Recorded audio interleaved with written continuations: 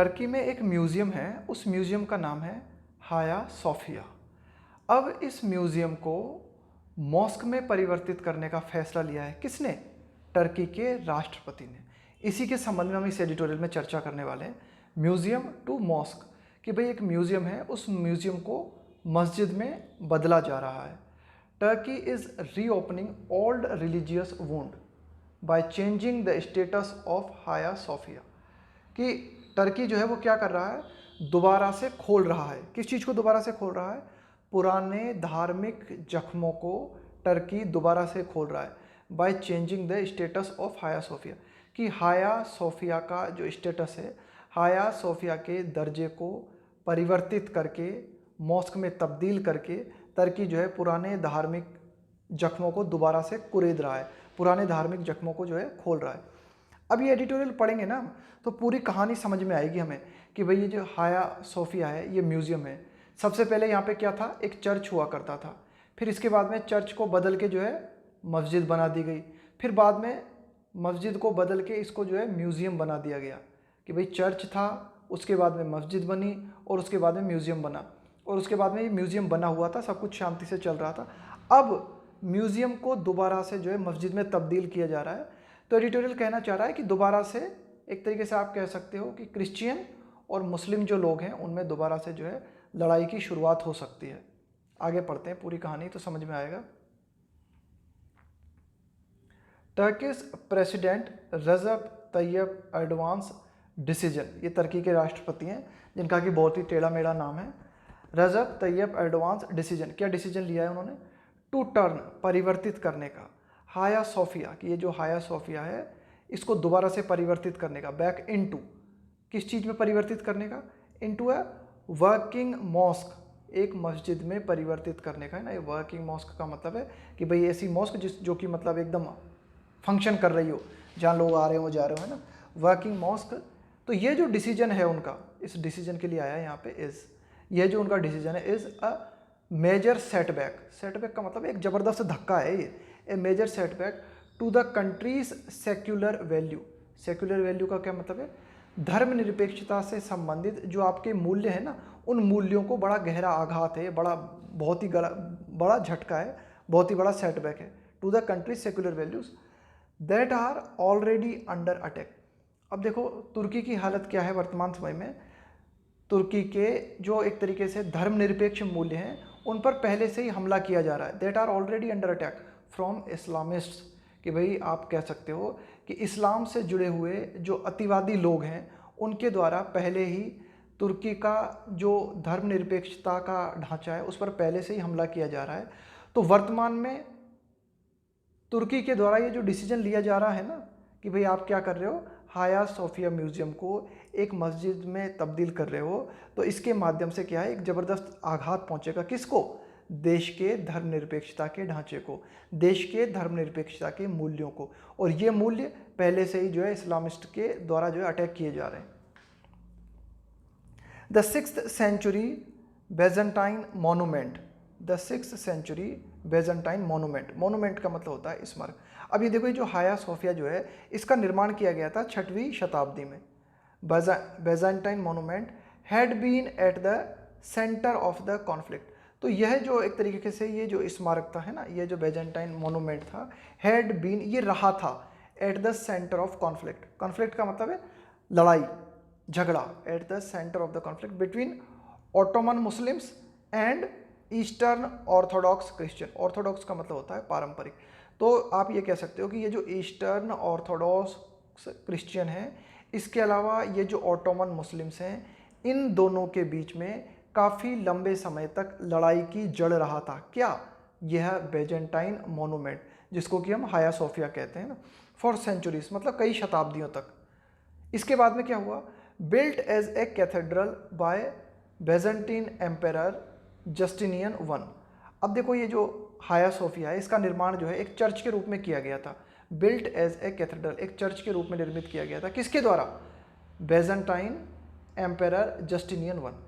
इसको बनवाया था एक बेजेंटियन सम्राट जस्टिनियन वन के द्वारा। 6वीं शताब्दी में इसको निर्मित किया गया था। Built as a cathedral by Byzantine emperor Justin, it was converted into a mosque. लेकिन बाद में इसे जो है मस्जिद में तब्दील कर दिया गया, किसके द्वारा? बाय द ऑटोमन, आफ्टर, है ना, ये जो ऑटोमन शासक है उसके द्वारा, by the Ottomans after Mehmed the conqueror captured. Conqueror का मतलब है जीतने वाला, कैप्चर्ड का मतलब है किसी चीज को अपनी पकड़ में ले लेना, बंदी बना लेना किसी चीज को। कैप्चर्ड द सिटी इन 1453, कि ऑटोमन लोगों के द्वारा जब इस सिटी को जीत लिया गया, ऑटोमन, है ना, बाद में क्या किया गया, सबसे पहले तो जो है इसको कैथेड्रल के रूप में निर्मित किया गया था बेजेंटाइन शासक के द्वारा। It was converted into a mosque, बाद में इसे मस्जिद में तब्दील कर दिया गया ऑटोमन्स के द्वारा, यानी कि मुस्लिम लोगों के द्वारा, जब मेहमेद द कॉन्करर, ये उस जीतने वाले का नाम है मेहमेद, इसने क्या किया, मेहमेद ने जब जो है इस सिटी को जीता, कैप्चर्ड द सिटी इन 1453, तब इस चर्च को मस्जिद में परिवर्तित कर दिया गया। फॉर 5 सेंचुरीज, 5 शताब्दी तक, for 5 centuries it was a jewel in Ottoman sultan's crown, कि ऑटोमन का जो सुल्तान था उसका जो क्राउन था, है ना, एक तरीके से उसका आप ये कह सकते हो कि उसके मुकुट में एक रत्न की तरह जड़ा हुआ था ये। For 5 centuries it was a jewel, है ना, एक आभूषण की तरह जड़ा हुआ था, किसमें? In the Ottoman sultan's crown, कि भाई ऑटोमन सुल्तान का जो शासक था उसका जो एक तरीके से आप कह सकते हो प्रतीकात्मक रूप में कह सकते हो कि उसके मुकुट में रत्न की तरह जड़ा हुआ था ये, यानी कि ऑटोमन ने इसको जो है मस्जिद के रूप में बनाए रखा। Mustafa Kemal Ataturk, the founding father of modern Turkey, कि भाई मुस्तफ़ा कमाल अतातुर्क, जिनको कि फाउंडिंग फादर के रूप में जाना जाता है ना, स्थापना करने वाले पिता के रूप में, founding father of modern Turkey, कि भाई जब हम पूछते हैं ना कि आधुनिक तुर्की की स्थापना किसने की, तब हम बोलते हैं कि मुस्तफ़ा कमाल अतातुर्क ने जो है आधुनिक तुर्की की स्थापना की।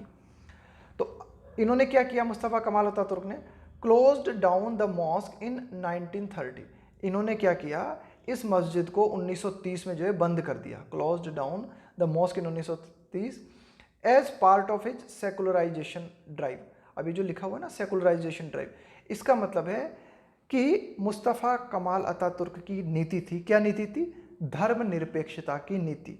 तो अपनी धर्मनिरपेक्षता की नीति के चलते उन्होंने क्या किया, मुस्तफ़ा कमाल अतातुर्क ने 1930 में इस मस्जिद को जो है बंद कर दिया एंड रीओपनड इट, और इस जगह को दोबारा से खोला एज ए म्यूजियम, एक म्यूजियम के रूप में। 5 ईयर्स लेटर, 5 साल बाद 1930 में यह जो चर्च जो कि मस्जिद के रूप में चला आ रहा था, इस मस्जिद को जो है बंद कर दिया गया मुस्तफ़ा कमाल अतातुर्क के द्वारा, ताकि धर्मनिरपेक्षता को बढ़ावा मिले। और इसके 5 साल बाद इसे मस्जिद को दोबारा खोला गया, लेकिन एक म्यूजियम के रूप में, संग्रहालय के रूप में। एवर सिंस, तब से, it has been one of Turkey's most visited monuments, तब से यह जो जगह है, यह जो है ना तुर्की के लिए क्या रहा है, it has been one of Turkey's most visited monuments. Monuments का मतलब है स्मारक, कि भाई तुर्की में जो काफ़ी सारे स्मारक हैं जिनको कि विजिट किया जाता है, उनमें से बहुत ही प्रमुख स्मारक रहा है, एज वेल एज सिंबल, साथ ही साथ यह स्मारक जो है एक प्रतीक भी रहा है। किस चीज़ का प्रतीक रहा है?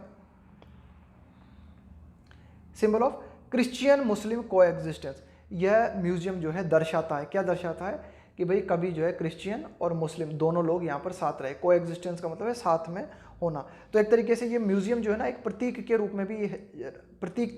में भी जो है दर्शाता है कि भाई क्रिश्चियन और मुस्लिम जो है यहाँ पे साथ साथ रहे, तो उनका भी जो है एक प्रतीक के रूप में यह रहा है।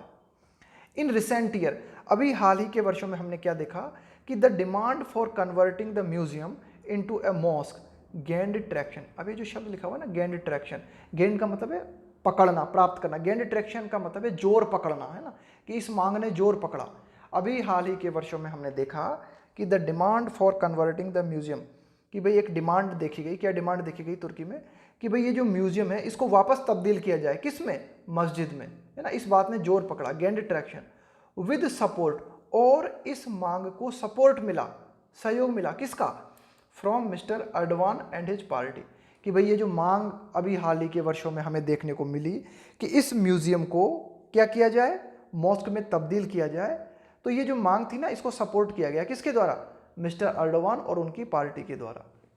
ऑन फ्राइडे, शुक्रवार को क्या हुआ, as soon as the country's highest administrative court cancelled Hagia Sophia's museum status. जैसे ही शुक्रवार को हमें क्या देखने को मिला, एज सुन एज, जैसे ही तुर्की का जो सर्वोच्च एक तरीके से एडमिनिस्ट्रेटिव कोर्ट है, तुर्की का जो सर्वोच्च प्रशासन से संबंधित जो कोर्ट है, उसने क्या किया, हाया सोफिया को म्यूजियम का जो दर्जा था ना, हाया सोफिया का म्यूजियम का जो दर्जा था, इस म्यूजियम को जैसे ही कैंसिल किया, मिस्टर अर्डोवान ने क्या किया, he signed a decree, decree का मतलब होता है फैसला, ही साइंड ए डिक्री, एक ऑर्डर है ना, he signed a decree transferring its management to the directorate of religious affairs. तो जैसे ही तुर्की का एडमिनिस्ट्रेटिव कोर्ट है, उसने हाया सोफिया का स्टेटस परिवर्तित किया। इसके स्टेटस के परिवर्तित करने के साथ ही मिस्टर अर्डोवान ने क्या किया, एक ऑर्डर को जो है साइन किया, और इस ऑर्डर को साइन करते हुए उन्होंने क्या किया, हाया सोफिया का जो प्रबंधन है, हाया सोफिया का जो मैनेजमेंट है, उसे किसको सौंप दिया, उसे एक तरीके से एक डायरेक्टरेट को सौंप दिया जो कि रिलीजियस अफेयर से संबंधित मामले को देखती है। आगे देखते हैं, है ना। Reopening Hagia Sophia as a mosque, कि reopening Hagia Sophia as a mosque is now only a matter of time and formality. तो कुल मिला के एडिटोरियल ये कहना चाह रहा है कि भाई लगभग सारी बातें हो चुकी हैं, बिल्कुल तय हो चुका है रीओपनिंग हाया सोफिया, कि भाई हाया सोफिया दोबारा से मस्जिद के रूप में खुलेगा, बस थोड़े से समय की बात है। Is now only a matter of time and formality, बस थोड़ी सी औपचारिकता हो जाए और थोड़ा सा बस टाइम की बात है, वरना पूरा जो है फैसला लिया जा चुका है, सब कुछ हो चुका है और हाया सोफिया को जो है अब मस्जिद के रूप में खोला जाएगा। बस एक थोड़े बहुत टाइम की बात है और थोड़ी बहुत औपचारिकता होनी है, फॉर्मेलिटीज होनी है बस। Mr Erdogan whose Justice and Development Party, Mr Erdogan जो है ना, इनकी पार्टी का नाम है एके पार्टी। अब इनकी पार्टी के बारे में कहा जाता है कि भाई ये न्याय से संबंधित है पार्टी है ना, विकास से संबंधित है ये पार्टी है ना, whose Justice and Development Party, AK Party, came to power. Mr Erdogan की पार्टी जो है सत्ता में आई कब, 2002 में, ऑन प्रोमिसेस, इन वादों के साथ सत्ता में आई, ऑफ रिफॉर्मिंग द केमलिस्ट, यहाँ पे केमलिस्ट किसके लिए आया, यहाँ केमलिस्ट आया है मुस्तफ़ा कमाल के लिए, है ना, मुस्तफ़ा कमाल के लिए, जिन्होंने आधुनिक तुर्की की नींव डाली, उनके लिए आया है। तो मिस्टर अर्डोगान 2002 में सत्ता में आए, इन वादों के साथ सत्ता में आए। क्या वादे किए थे उन्होंने, ऑफ रिफॉर्मिंग, रिफॉर्म का मतलब है सुधार करना, of reforming the Kemalist state into a more inclusive, inclusive का मतलब होता है समावेशी, जिसमें सभी लोगों को शामिल किया जाए, and democratic one, democratic one का मतलब होता है प्रजातंत्र से संबंधित, है ना। तो भाई मिस्टर अर्डोगान ने सत्ता में आने से पहले लोगों से ये वादा किया था कि हम मुस्तफ़ा कमाल के राज्य में सुधार करेंगे और तुर्की को जो है एक समावेशी राज्य बनाएंगे, तुर्की को एक अधिक प्रजातांत्रिक राज्य बनाएंगे। लेकिन बजाय इसके हुआ क्या, has instead been, has instead का मतलब है के बजाय, हैज बीन का मतलब है ऐसा रहा है, हैज इंस्टीड बीन सिस्टमेटिकली अनमेकिंग। लेकिन इनकी पार्टी क्या कर रही है, लगातार जो है बिल्कुल सिस्टमेटिक ढंग से, है ना, अनमेकिंग। अनमेकिंग का क्या मतलब होता है, मेकिंग का मतलब होता है जो कुछ किया गया, अनमेकिंग का मतलब होता है जो कुछ किया गया उसको अन किया करना। Instead his party has been systematically unmaking the secular republic, कि तुर्की जो कि एक धर्मनिरपेक्ष, आप कह सकते हो जो कि एक धर्मनिरपेक्ष गणराज्य है, इसको जो है क्या कर रही है, एक तरीके से धर्मनिरपेक्ष गणराज्य है ना, इसको आप कह सकते हो कि उल्टा करने का प्रयास कर रही है। इंस्टीड में systematically unmaking the secular Republic, अनमेकिंग का मतलब है कि अभी तक तुर्की जो है ना वह धर्मनिरपेक्ष राज्य के रूप में था, लेकिन इनकी पार्टी जैसे ही सत्ता में आई, इनकी पार्टी लगातार ऐसे काम करती रही जो कि सेक्युलर रिपब्लिक के प्रतिकूल जाते रहे हैं। He has tightened his grip on, कि मिस्टर अर्डोगान जो है उन्होंने अपनी पकड़ को और ज़्यादा टाइट किया है, किसके ऊपर, पावर के ऊपर, कि मिस्टर अर्डोगान जो है उन्होंने पावर के ऊपर, ताकत के ऊपर अपनी पकड़ को मजबूती देने की कोशिश की है, by moving religion to the centre of his governance, governance का मतलब है शासन, by moving religion to the centre of his governance, कि भाई इन्होंने क्या किया, इन्होंने धर्म को केंद्र में लाकर सत्ता पर पकड़ मजबूत करने की कोशिश की। He has tightened his grip, उन्होंने अपनी पकड़ को मजबूत करने की कोशिश की है कि भाई मैं किसी भी तरह से जो है पावर में बना रहा हूँ, सत्ता में बना रहा हूँ, बाय मूविंग रिलीजन। और ऐसा इन्होंने कैसे किया इन्होंने कि इन्होंने धर्म को जो है शासन के केंद्र में ला दिया, धर्म को इन्होंने शासन के केंद्र में ला दिया, यानी कि मूल मुद्दा इन्होंने क्या बना लिया, धर्म को बना लिया। और इस तरह से धर्म को मूल मुद्दा बनाकर इन्होंने जो है शासन पर पकड़ बनाए रखने की जो है लगातार कोशिश की। He has re written the constitution, उन्होंने तुर्की के संविधान को दोबारा से लिखा। He has re written the constitution, turning Turkey into an all powerful executive presidency. अब देखो इन्होंने क्या है कि तुर्की के संविधान को जो है पुनः लिखा, और संविधान को पुनः लिख के इन्होंने क्या किया, टर्निंग बदलते हुए, परिवर्तित करते हुए, Turkey into an all powerful executive presidency.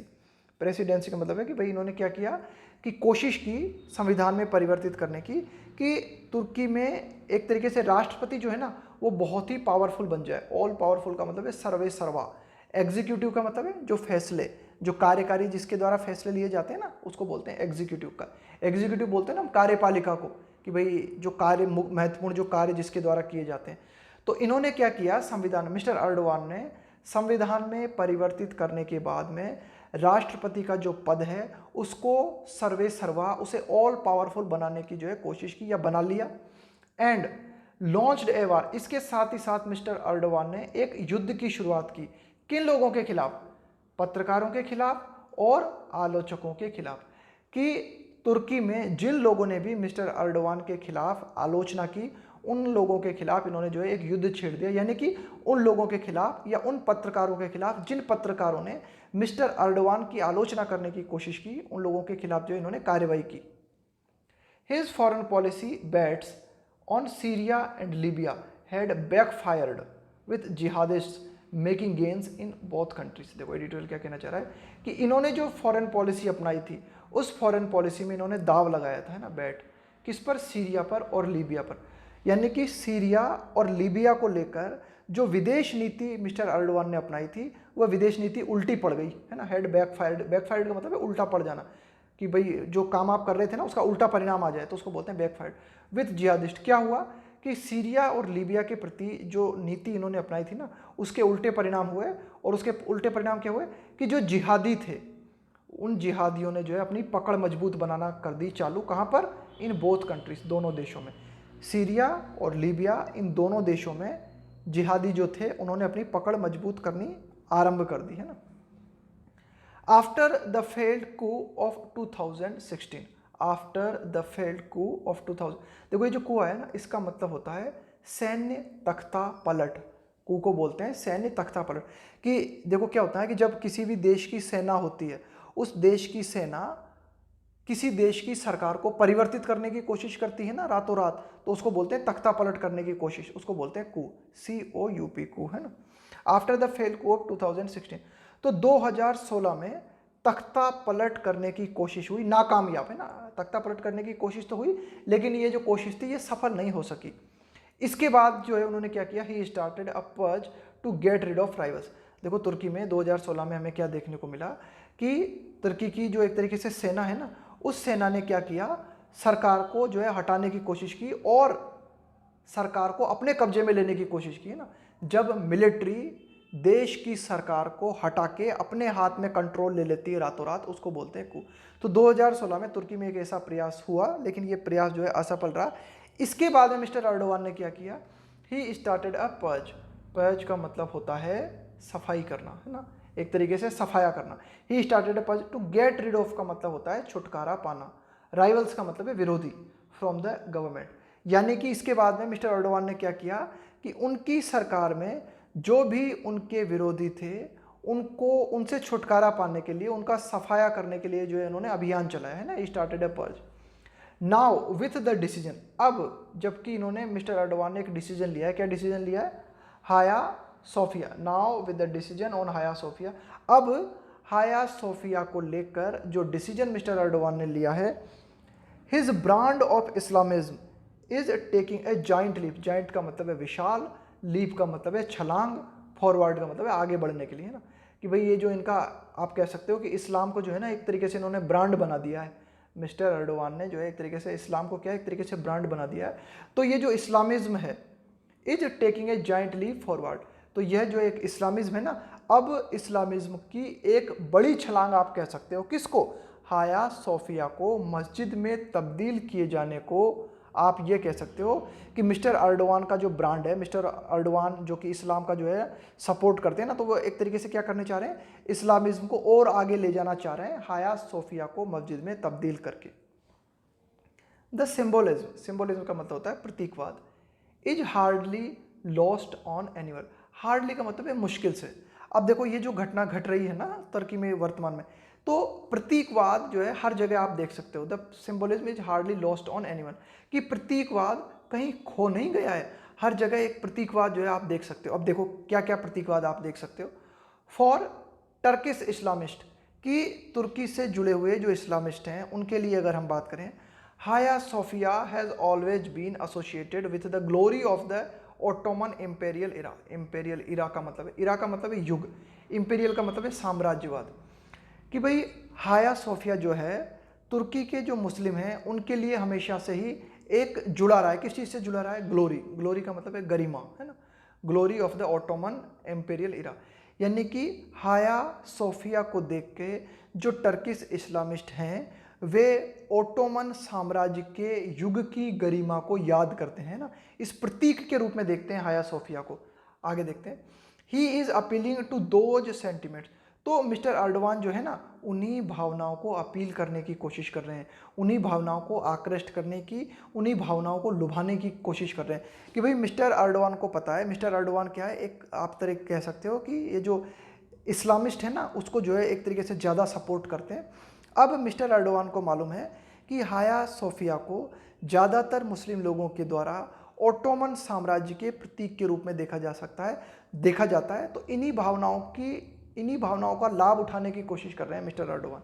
He is appealing to दो सेंटिमेंट्स वाइल सिंबॉलिकली मार्किंग, प्रतीकात्मक रूप से चिन्हित करना। सिंबॉलिकली मार्किंग का मतलब है प्रतीकात्मक रूप से चिन्हित करना। एन एंड टू केमलिस्ट सेक्युलरिज्म, कमाल, ये जो लॉर्ड मुस्तफ़ा कमाल जो थे ना, एक तरीके से जिन्होंने क्या किया कि तुर्की में धर्मनिरपेक्षता की नींव डाली है ना, वाइल सिंबॉलिकली मार्किंग। तो अब प्रतीकात्मक रूप से मिस्टर कमाल ने जिस राज्य की नींव डाली थी, प्रतीकात्मक रूप से उस राज्य का अंत हो गया। देखो मिस्टर कमाल ने क्या किया था, मिस्टर कमाल ने चर्च और मस्जिद इनका जो झगड़ा था इसे ख़त्म करके इस चीज़ को म्यूज़ियम में तब्दील कर दिया था। मिस्टर कमाल ने धर्मनिरपेक्षता को बढ़ावा दिया था। अब मिस्टर अर्डवान ने जो कदम उठाया है, इस कदम के माध्यम से आप यह कह सकते हो कि प्रतीकात्मक रूप से उन्होंने ये जो धर्मनिरपेक्षता का टाइम था ना इसको समाप्त करने की कोशिश की है। तो यही कह रहा है कि भाई सिंबल, एक तरीके से आप ये एडिटोरियल कहना चाह रहा है कि सिंबलिज्म हर जगह देख सकते हो आप इसमें, कि भाई मुस्लिम लोगों के लिए भी एक सिंबलिज्म है कि भाई मुस्लिम लोग जो है इस हाया सोफिया को अपने प्रतीक के रूप में देख सकते हैं। दूसरा, इस डिसीजन के माध्यम से एक प्रतीकात्मक अर्थ यह भी हो सकता है इसका कि अब मिस्टर कमाल ने जिस राज्य की स्थापना की थी उस राज्य का अंत हो गया है। द मूव कम्स, अब ये जो कदम है, the move comes at A time, यह एक ऐसे समय पे आया है कि भाई मिस्टर अर्डवान जो है उन्होंने ये जो फैसला लिया है ना, ये एक ऐसे समय पे लिया है when the president is facing challenging time, जब तुर्की के जो प्रेसिडेंट हैं इनको बहुत ही चुनौतियों भरा सामना करना पड़ रहा है। The economy is in free fall, कि भाई तुर्की जो है उसकी जो अर्थव्यवस्था है वह लगातार गिर रही है। Is in free fall, free fall का मतलब होता है बिल्कुल मुक्त रूप से गिरावट आना। तो तुर्की की जो इकोनॉमी है, जो अर्थव्यवस्था है, उसमें मुक्त रूप से गिरावट रही। देखो मतलब ये एडिटोरियल कहना चाह रहा है कि भाई तुर्की के आगे कितने सारे चैलेंजेस हैं। The covid pandemic, corona virus वैश्विक महामारी जो है इज स्प्रेडिंग, वह लगातार फैल रही है।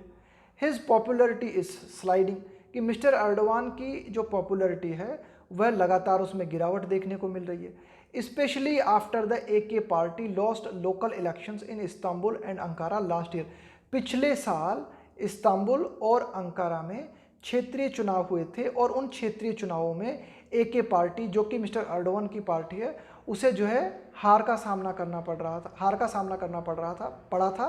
तो उसके चलते क्या हुआ था, मिस्टर अर्डवान की पॉपुलरिटी में जो है लगातार कमी देखी जा रही है।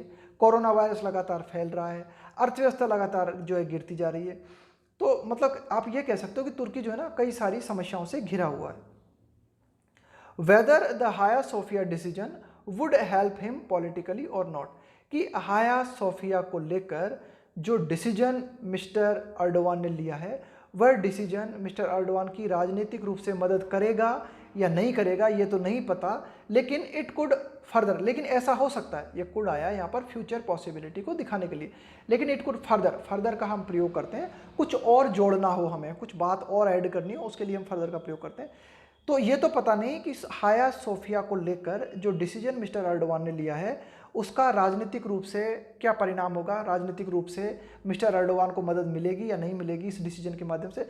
लेकिन इसके माध्यम से क्या हो सकता है, इस डिसीजन के माध्यम इट कुड फर्दर, फ्रैक्चर का मतलब है दरार आ जाना, टर्किश सोसाइटी की, तुर्की जो समाज है, and worsen international relation, worsen का मतलब है और भी बुरी हालत में आ जाना, वर्सन का मतलब होता है और भी बुरी हालत में आ जाना, बद से बदतर हो जाना, उसको हम बोलते हैं वर्सन इंटरनेशनल रिलेशंस। लेकिन यह जो फैसला है इसके माध्यम से आप कह सकते हो कि तुर्की का जो समाज है उसमें दरार पड़ सकती है। तुर्की का समाज में जो है ना, अभी जो धर्मनिरपेक्षता चल रही थी ना, तो तुर्की के समाज में कट्टरपन जो है फैल सकता है इस डिसीजन के माध्यम से।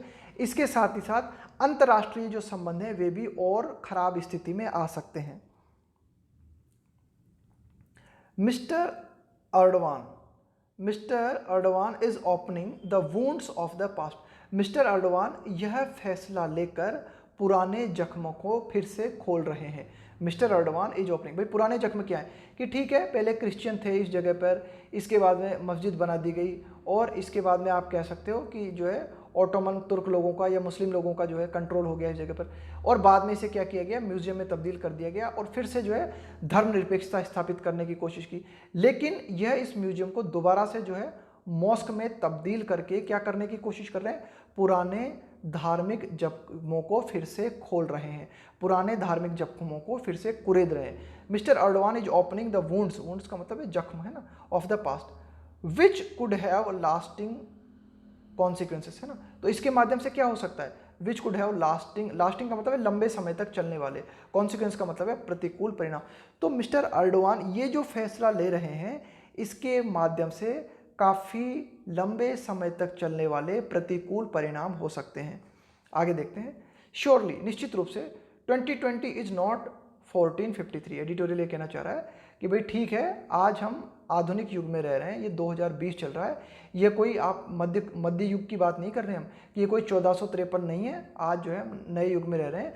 तो इस नए युग के अनुसार 2020 के अनुसार ही अंतर्राष्ट्रीय संबंधों को देखते हुए जो है या फिर घरेलू स्थितियों को समझते हुए ऐसे फैसले हमें लेना चाहिए जो कि ज़्यादा से ज़्यादा सेकुलर हों।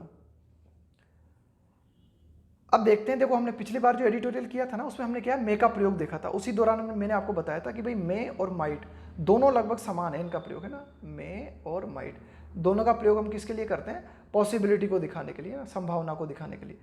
अब मे को जब पास्ट टेंस में लिखा जाता है तब मे की जगह माइट लिखते हैं। मे का प्रयोग संभावना जब हमें दिखानी हो पास्ट के रूप में तब हम क्या करते हैं, माइट का प्रयोग करते हैं। दूसरा माइट का प्रयोग हम करते हैं वीक पॉसिबिलिटी को दिखाने के लिए। भाई जब स्ट्रॉन्ग पॉसिबिलिटी लगती है तब आप बोलते हो मे, और वीक पॉसिबिलिटी लगती है आपको तब आप बोलते हो माइट। दूसरा, पॉसिबिलिटी समान हो लेकिन बात पास्ट में की जा रही हो तब आप मे की जगह माइट का प्रयोग करते हो। अब देखें example, I thought he might be in perilous situation. Perilous का मतलब होता है जोखिम पूर्ण, खतरे से भरा होना, खतरे से भरी हुई है ना। ही, आई थॉट, मुझे लगा, he might be in perilous situation, कि वह जोखिम पूर्ण स्थिति में हो सकता है ना, मुझे ऐसा महसूस हुआ कि वह जोखिम पूर्ण स्थिति में हो, है ना, क्या पता यार वो जोखिम पूर्ण स्थिति में हो या वह जोखिम पूर्ण स्थिति में हो सकता है ना। तो यहाँ पर हमने क्या किया कि भाई पास्ट में लिखा हुआ है पूरा सेंटेंस, तो हमने मे की जगह माइट का प्रयोग कर दिया है ना, कि मे के पास्ट के रूप में माइट का प्रयोग करते हैं पॉसिबिलिटी को दिखाने के लिए। अगला देखो, he might take on him in the next assembly election. अब यहाँ पर हम क्या करना चाह रहे हैं, वीक पॉसिबिलिटी दिखाना चाह रहे हैं ना। टेक ऑन, टेक ऑन का मतलब होता है मुकाबला करना, है ना, कि ही माइट, है ना, इस बात की संभावना बनती है ना। ज़्यादा अगर हम यहाँ पर मे का प्रयोग करते हैं ना तो इसका मतलब है कि भाई पूरे चांस है, काफ़ी हद तक चांस है, तो यहाँ पर हम मे का प्रयोग भी कर सकते थे ना। तो अगर हम मे का प्रयोग करते तो इसका मतलब होता कि ज़्यादा चांस है। हमने माइट का प्रयोग किया तो इसका मतलब है कम चांस है। He might take on him in the next assembly election, कि आगामी जो असेंबली चुनाव होने वाले हैं उन चुनावों में इस बात की संभावना है, थोड़ी कम संभावना है कि वह उसके खिलाफ खड़ा हो सकता है ना, वह उसको जो है चुनौती दे सकता है, वह उससे जो है मुकाबला कर सकता है। आगे देखते हैं। The condition of patient is very severe. Severe का मतलब है बहुत ही ज़्यादा गंभीर, कि भाई जो मरीज है उसकी हालत बहुत ही ज़्यादा गंभीर है। ही माइट सर्वाइव, वह शायद ही बचे। ही माइट सर्वाइव मतलब वह शायद ही बचे, यानी कि बहुत ही कम पॉसिबिलिटी नजर आ रही है, बिल्कुल नगण्य संभावना, तब भी हम इसका प्रयोग करते हैं ना। तो वीक पॉसिबिलिटी या बिल्कुल एकदम नगण्य संभावना आपको दिखानी हो तब आप प्रयोग करोगे माइट का। दूसरा हम देखते हैं माइट का प्रयोग और किस तरह से किया जाता है। Use to talk about the possibility या फिर क्रिटिसिज्म। तो मैंने बताया ना, मे और माइट का काम ही है पॉसिबिलिटी को दिखाना। दूसरा, आप किसी को क्रिटिसाइज करना चाहते हो, एग्जाम्पल पढ़ेंगे तो समझ में आएगा। थोड़ा सा किसी को क्रिटिसाइज करना चाहते हो ना, तब भी आप इसका प्रयोग करते हो। किसका? Relating to the past action, बीते पिछले समय की संभावना दिखाने के लिए, या थोड़ा किसी को क्रिटिसाइज करने के लिए भी जो है आप माइट का प्रयोग करते हो। जैसे his parents might have made him fanatic. अब देखो इसका मतलब क्या है। His parents might have made him fanatic, कई बार आपने देखा होगा कि माइट हैव और फिर वर्ब की थर्ड फॉर्म, या फिर माइट हैव बीन और इसके बाद वर्ब की थर्ड फॉर्म है ना। अब इसका क्या मतलब हुआ? His parents might have made him fanatic. Fanatic का मतलब होता है कट्टर। हो सकता है कि उसके माँ बाप ने उसे कट्टर बना दिया हो सकता है उसके माँ बाप ने उसे कट्टर बना दिया होगा। आप गैस कर रहे हो, संभावना के बारे में विचार कर रहे हो कि यार हो सकता है ऐसा हुआ होगा कि उसके माँ बाप ने उसे कट्टर बना दिया होगा, या फिर आप ऐसे भी बोल सकते हो सकता है उसे उसके माँ बाप ने कट्टर बना दिया हो। तो आप संभावना पर विचार कर रहे हो ना। अब देखो इसी का अगर पैसिव में कहना हो तो क्या बोलोगे आप? He might have been made fanatic. He might have been made fanatic, उसे जो है कट्टर बना दिया गया हो। भाई यहाँ तो क्या कहना चाह रहे हैं हम कि उसके माता पिता ने उसे जो है कट्टर बना दिया गया हो, या फिर वह कट्टर बन गया, वह कट्टर में तब्दील हो गया हो। किसके द्वारा?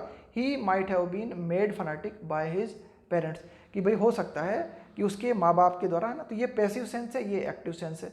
हिज पेरेंट्स माइट, कि उसके माता पिता ने उसे कट्टर बना दिया हो, या वह उसके माता पिता के द्वारा कट्टर बना दिया गया हो। He might have been made fanatic by his parents. अगला देखो, he might have done this treacherous act.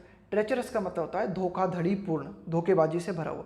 He might have done this treacherous act, यह धोखाधड़ी पूर्ण काम उसने किया होगा। आप फिर वही क्या लगाया आपने? एक तरीके से संभावना पर विचार किया। ही might have done this treacherous act, या फिर हो सकता है ये जो धोखाधड़ी वाला पूर्ण है ये काम यार उसने किया हो सकता है यार उसने किया हो। अब इसका अगर पैसिव आपको बात करनी है तो this treacherous act might have been done by him, कि अब यहाँ पे तो आप एक्टिव सेंस देना चाह रहे हो ना। ही might have done this treacherous act, कि यह धोखाधड़ी पूर्ण काम उसने किया होगा। पैसिव, यह धोखाधड़ी पूर्ण काम उसके द्वारा किया गया होगा, या यह धोखाधड़ी पूर्ण काम उसके द्वारा किया गया हो, इस बात की पॉसिबिलिटी है, ऐसा हो सकता है।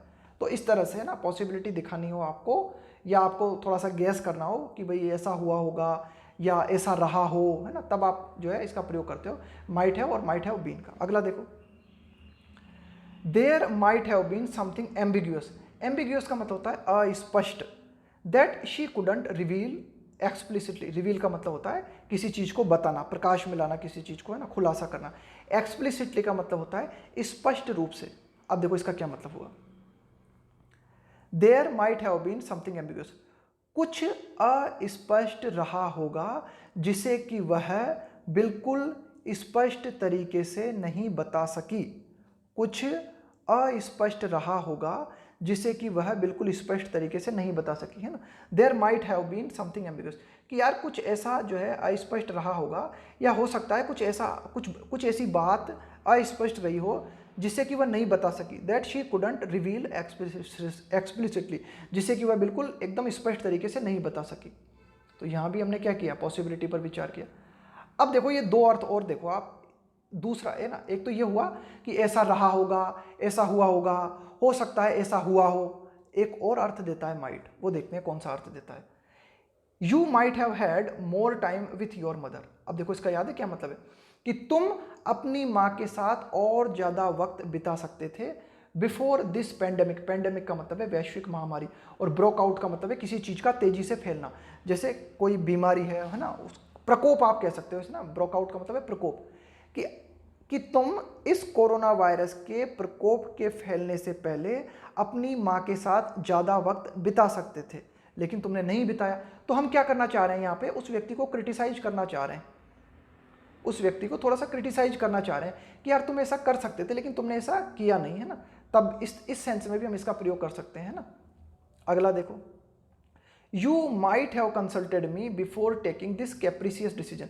कैप्रिसियस का मतलब होता है सनकपूर्ण, है ना, कोई सन की डिसीजन ले लिया ना आपने, उसको बोलते हैं सनकपूर्ण। कि यार तुम इस सनकपूर्ण निर्णय को लेने से पहले मुझसे परामर्श ले सकते थे, लेकिन तुमने नहीं लिया, है ना। तो आप क्या कर रहे हो, उसको क्रिटिसाइज कर रहे हो, है ना। तो इस तरह से भी आप इसका प्रयोग करते हो। यू माइट हैव कंसल्टेड मी, यार तुम्हें मुझसे जो है कंसल्ट कर लेना था इसके बारे में, है ना, तुम मुझसे जो है इसके बारे में परामर्श ले सकते थे बिफोर टेकिंग दिस डिसीजन। तो इस तरह से भी हम जो है इस माइट हैव का प्रयोग करते हैं। तो ध्यान रखना कि ये जो माइट हैव के साथ ये वर्ब की थर्ड फॉर्म है, इसके दो अर्थ आए हमारे सामने। एक तो आया कि भाई हो सकता है ऐसा हुआ होगा, हो सकता है ऐसा रहा हो, और दूसरा अर्थ होता है कि ऐसा हो सकता था, है ना, ऐसा कर सकते थे, है ना। एक संभावना पर विचार करते हैं हम, या फिर किसी को क्रिटिसाइज करना चाहते हैं।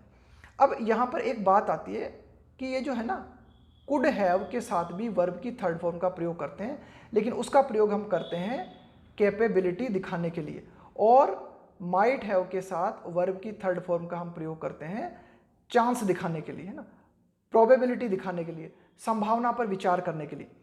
अब लेकिन कभी कभी क्या होता है कि माइट हैव वर्ब की थर्ड फॉर्म और कुड हैव और वर्ब की third form. Could have verb की थर्ड फॉर्म मैंने बताया कैपेबिलिटी दिखाने के लिए, और माइट हैव और वर्ब की थर्ड फॉर्म मैंने आपको बताया पॉसिबिलिटी दिखाने के लिए, संभावना दिखाने के लिए। अब लेकिन इन दोनों के पीछे अगर हम हिंदी में ट्रांसलेट करेंगे ना, तो हिंदी में क्या आएगा, इनके पीछे आता है सकता। तो उससे हमें कंफ्यूज नहीं होना है, वाक्य को ठीक से पढ़ के समझने की कोशिश करनी है कि यहाँ संभावना की बात की जा रही है या फिर किसी व्यक्ति की क्षमता के बारे में बात की जा रही है।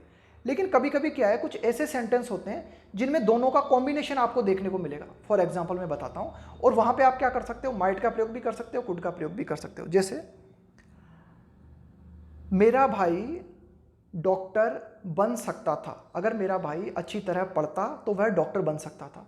तो एक तो हमने क्या कहा कि मेरे भाई में क्षमता थी, है ना, कि वह अगर पढ़ाई करता तो डॉक्टर बन सकता था। तो my brother could have become a doctor, है ना। इस तरह से भी बोल सकते हो। अगर आप फोकस करना चाहते हो आपके भाई की क्षमता के ऊपर, अगर आप फोकस करना चाहते हो तो कुड हैव लगा दो। अगर आप कहते हो कि my brother might have become a doctor, अगर आप कहते हो my brother might have become a doctor, अगर वो ढंग से पढ़ा होता तो मेरा ब्रदर जो है ना वह डॉक्टर बन सकता था। तो यहां पर आप क्या करना चाहते हो, चांस पर फोकस करना चाहते हो कि यार इस बात की संभावना बन सकती थी, इस बात की पॉसिबिलिटी थी कि अगर मेरा भाई पढ़ता तो वह जो है डॉक्टर बन सकता था, है ना। तो यहाँ पे आपने क्या है, दोनों चीजें दिखा दी आपने। अगर चांस पे फोकस करना है तो माइट लगाओ, और व्यक्ति की क्षमता पे फोकस करना है तो कुड लगाओ। तो बस ये इतना सा अंतर है। कभी कभी हमें ऐसा थोड़ा सा कंफ्यूजन देखने को मिल जाता है इसमें, तो इसको ध्यान में रखना है। इसके अलावा एक चीज़ और ध्यान में रखनी है, माइट और ये जो कुड में जो भी हमें लगाना है ना, क्योंकि भाई माइट जो है आपका डाउट को दिखाता है ना, और कुड जो है आपकी सर्टेनिटी को दिखाता है ना। कि जब आप ज़्यादा निश्चित होकर अगर आप बात कहना चाहते हो ना, तो आप क्या करते हो, वहाँ पे माइट की जगह कुड का प्रयोग कर लेते हो, और अगर डाउट में आप ज़्यादा बात कर रहे हो तो वहाँ पर जो है माइट का प्रयोग चलेगा। तो अब इस तरह से हमें ध्यान रखना कि मे का हम यूज सीख चुके थे पिछले उसमें, और इसमें जो है माइट का जो है ध्यान में रखना। तो ये बहुत ज़्यादा यूज में होते हैं, हमारे एडिटोरियल में भी बहुत ज़्यादा यूज में होते हैं, और हमारी जो कॉम्पिटिटिव एग्जाम्स है ना उनमें भी इस तरह के जो है प्रश्न पूछे जाते हैं। तो ध्यान रखना, इन कॉन्सेप्ट को एक बार फिर से देख लेना।